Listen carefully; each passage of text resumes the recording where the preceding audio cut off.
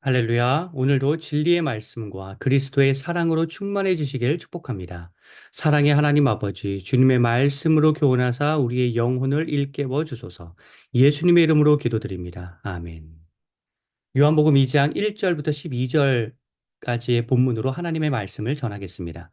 7절, 8절만 봉독하겠습니다.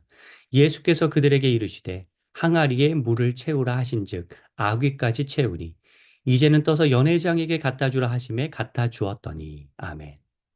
우리는 일반적으로 납득이 되어야 행동합니다.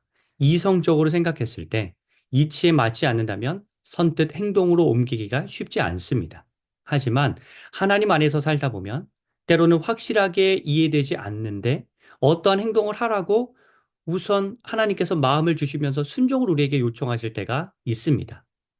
그리고 우리는 왜 그러한 행동하기를 하나님께서 원하셨는지를 나중에 깨닫게 되는 것이죠.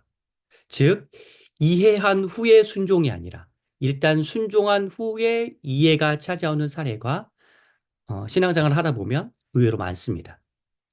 가나의 혼인잔치에서 예수님의 명령에 따라 물을 채운 하인들이 그러한 상황을 맞이하였습니다.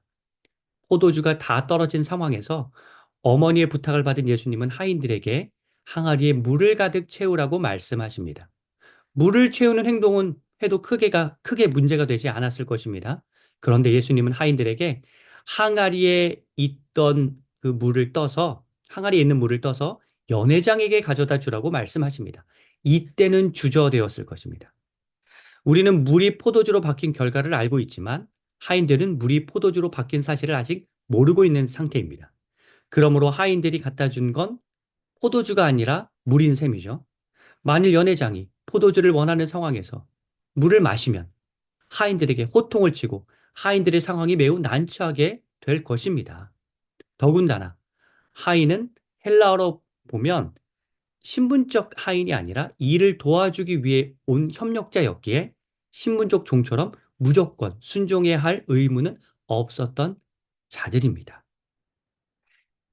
하지만 하인들은 순종합니다.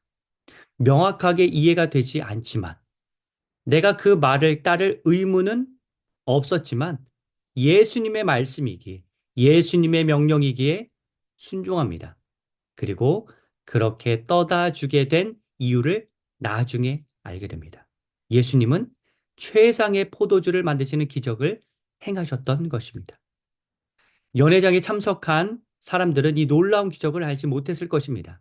하지만 순종한 하인들은 놀라운 기적을 경험하고 예수님을 따르게 되었을 것입니다.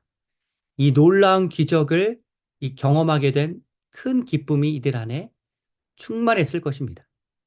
사랑하는 성도 여러분, 때때로 하나님께서 어떠한 일을 하라고 우리에게 마음을 주실 때가 있습니다.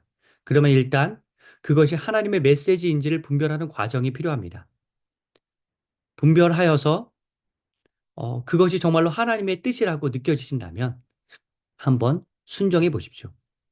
그러면 하나님께서 왜 그 일을 하라고 하셨는지를 순종 이후에 깨닫게 되실 것이고 하나님의 계획에 큰 감탄과 감동을 하시게 될 것입니다. 기도하겠습니다. 놀라운 일을 행하시는 하나님, 오늘도 하나님의 말씀에 순종하는 삶을 살도록 우리를 도와주소서. 예수님의 이름으로 간절히 기도드립니다. 아멘.